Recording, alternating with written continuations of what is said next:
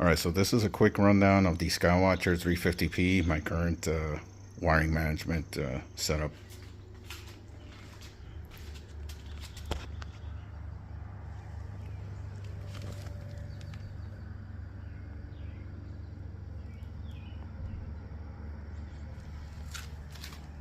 Here's the backside.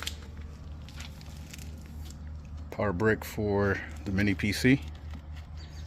It's velcroed in, easy accessible. In case I need to service the computer, I could just pop that out. Same thing for the other two bricks here, actually three. The third one's over there.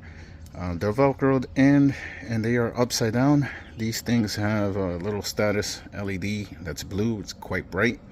I am gonna darken them out, but as a permanent solution, they are gonna stay upside down regardless.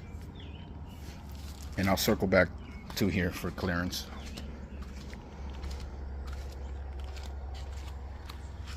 Here's my mini PC 3D printed base that I created. 7/8 anti-vibration padding slides in.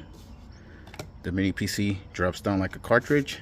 1/4 inch flush into the base. This is also secured at the bottom via velcro padding, so there's absolutely zero vibration whatsoever.